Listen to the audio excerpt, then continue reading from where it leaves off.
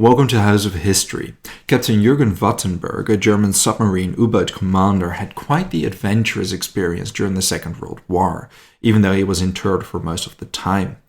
Well, being interred was a large part of the adventure. At the outbreak of the war, he was the German armored battleship Admiral Graf Spee's navigation officer. After the Battle of the River Plate, the battleship was severely damaged and its commander, Hans Langsdorff, decided to scuttle it in the Uruguayan port of Montevideo. Although Wattenberg and his crew were being interred following the scuttling, he managed to escape and find his way back to Germany in May 1940. In October that year, he served as a Kommandantenschüler, a commander in training, on the submarine U-103, before receiving command of the U-162. Although initially successful in sinking 14 ships of the Allies, his submarine was sunk by the British Royal Navy during its third patrol in September 1942 near Trinidad. Instead of going under with his submarine, Wattenberg was arrested. The British were aware of his reputation and assured his imprisonment on the US mainland, realizing the chances of another escape there were slim. Wattenberg bounced around POW camps in Virginia and Tennessee before finally arriving at Camp Papago Park near Phoenix, Arizona in January 1944.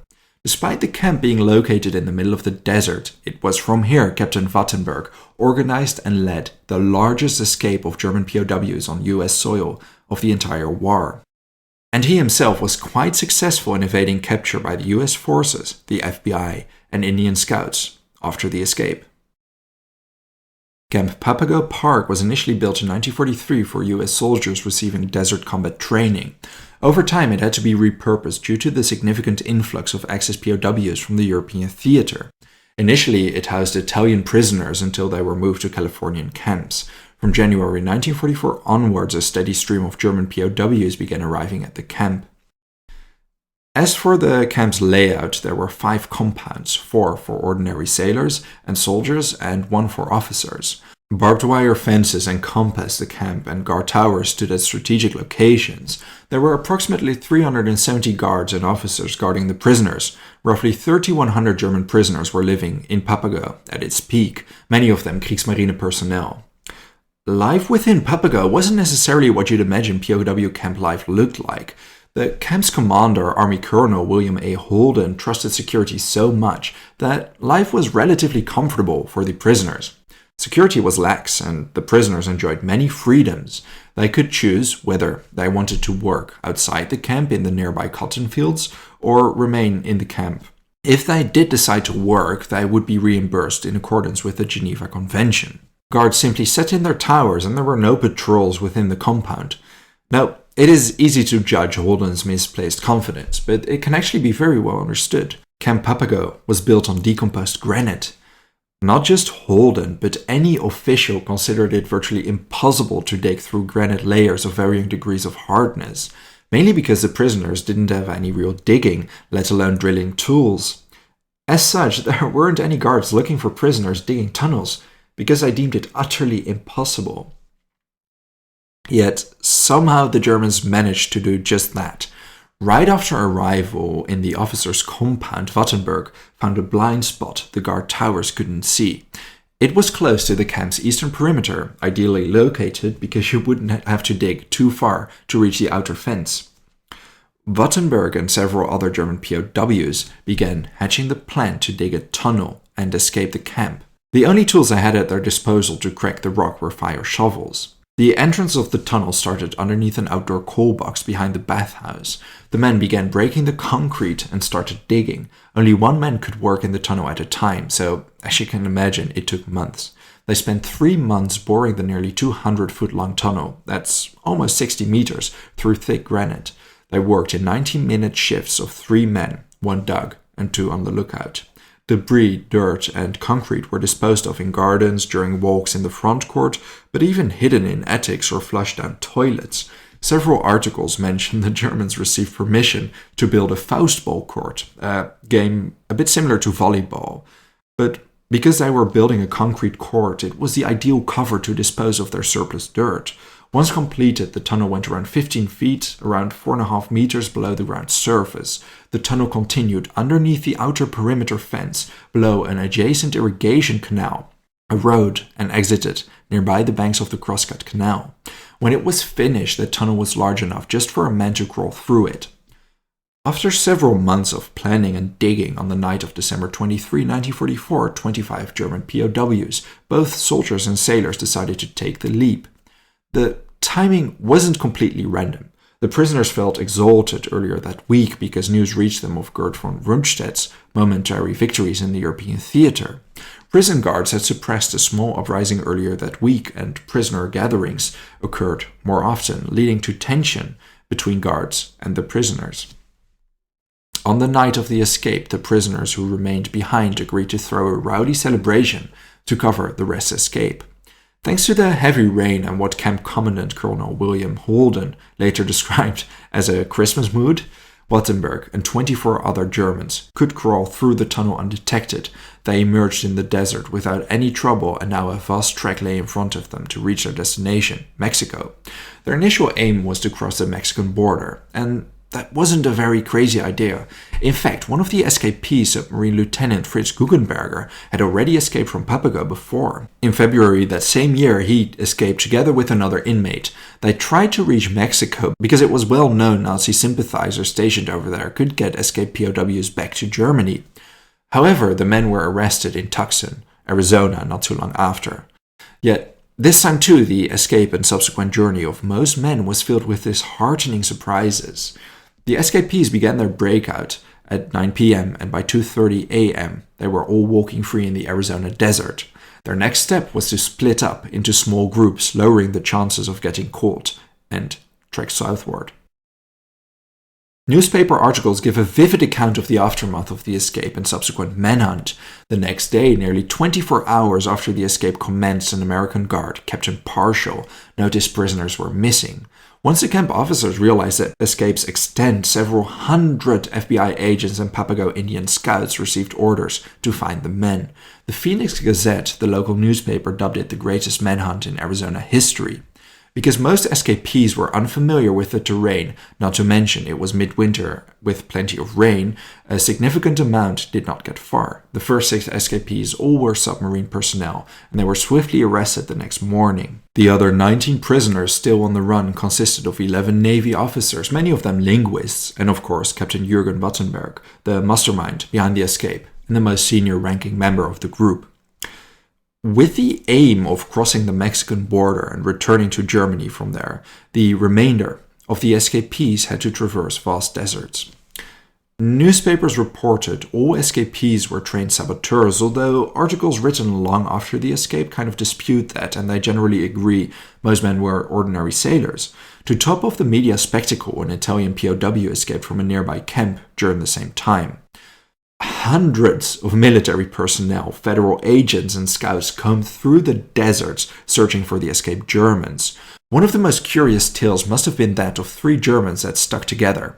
Already during their imprisonment, they stole a highway map of Arizona. On the map, the Gila River was shown as a healthy blue waterway. During their captivity, they managed to construct a collapsible kayak without the prison guards finding out. The kayak would be ideal for sailing downwards the Gila River to the Colorado River, which drained to the Gulf of California and in turn provided the ideal route to go to Mexico. During the escape, they smuggled the collapsible kayak with them. But once the trio reached the location, all they found was a dry riverbed. There were some puddles of water, but nothing even remotely fit for sailing. According to Roger Naylor in an article about the escape, Arizonans are extremely open-minded when it comes to rivers. Water isn't an essential ingredient. Sometimes it's merely the memory of water, or the potential for it. Well, that certainly was the case here. Historian Steve Hosa wrote the book PW, First-Person Accounts of German Prisoners of War in Arizona. He interviewed one of the kayak escapees for his book. Wilhelm Günther later recounted that although he could laugh about it after the war, at the time it was incredibly disheartening. The trio decided to continue on foot, but couldn't evade the FBI and Indian scouts for much longer. Other escapees didn't have much more luck either in evading capture. On New Year's Day, 2 escapees were arrested only 50 kilometers away from the Mexican border. As for Guggenberg, together with another escapee, he nearly reached the Mexican border. On January 6, 1945, 2 weeks after the escape, both men were arrested within 16 kilometers, around 10 miles. 2 days later, 3 more men were arrested, after one of them decided to wash his clothes in a canal near the Gila River. Passing cowboys spotted the group and reported them to the army, who could easily track them down. Frankly, most escapees were captured soon after, and the stories weren't that wild. But it was Captain Wattenberg who really took the cake. Together with 2 escapees, the men trekked north instead of south. They found shelter in a cave in the mountains north of Phoenix, near Pistoia Peak. They held themselves up there for over a month, foraging the wilderness for food and occasionally even entering Phoenix. One of the men, with Wattenberg, Johann Kremer, contacted German workers volunteering to work in the cotton fields outside of the camp. Kremer managed to convince a worker to exchange places, and he was returned to the camp where he collected food and information about the progress of the manhunt. Meanwhile, the German worker went to the cave where Captain Wattenberg and the other Germans sheltered, awaiting Kremer's return.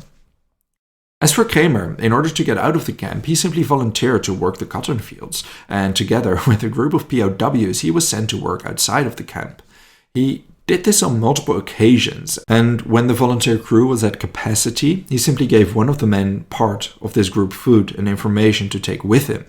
The food would be stashed inside an abandoned vehicle for Wattenberg and the other escapee to retrieve at a later moment. It wasn't until January 22 that camp guards realized Kremer, whose name was on the list of still missing escapees, in fact resided inside the camp. During the subsequent interrogation, Kremer probably gave away part of the still missing escapees' details, because the other man still outside the camp was arrested the next day when he went to the vehicle to retrieve food. Yet Wattenberg wasn't caught, and it appears Kremer didn't give up the cave location, because 4 days later, on January 27, Wattenberg treated himself to a meal in a restaurant in Phoenix, slept in a hotel lobby, and roamed the streets during nighttime. Later, it became clear he was looking for the railway station in an attempt to get out of Arizona. Unfamiliar with the city, he asked a member of the street cleaning crew for directions. His accent gave him away, and the cleaner informed the police. The next morning, Wattenberg was arrested and became the last prisoner to be captured following the Great Papago Escape. Hosa, in his book, collected both the stories of many Axis prisoners and their guards and Americans that worked around the camp in Arizona. According to him, many Germans eventually returned to Arizona once the war was over because they were thankful for being treated so well. It certainly showed in statistics. We're all too aware of German POWs' horrible circumstances in the Soviet Union, whereas the American death rate of German POWs was under 1%. Instead of being executed, the US camp officer simply reduced the food the prisoners received as punishment for the escape. Interestingly enough, during the days after the escape, the media ran wild with speculation about who was among the escapees. One name that frequently turned up was that of Günther Prien, the famed U-boat commander. He led the daring secret raid on Scapa Flow, where he successfully sank the British battleship HMS Royal Oak. A security officer of Papago was quoted as saying Prien was among those that had escaped but later retracted his statement.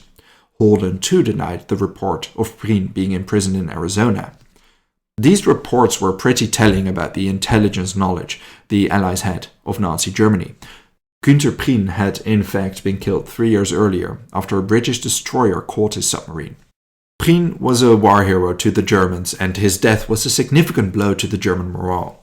I have covered all of these exploits which elevated him to German war hero status, namely the submarine raid on Scapa Flow, in a separate video.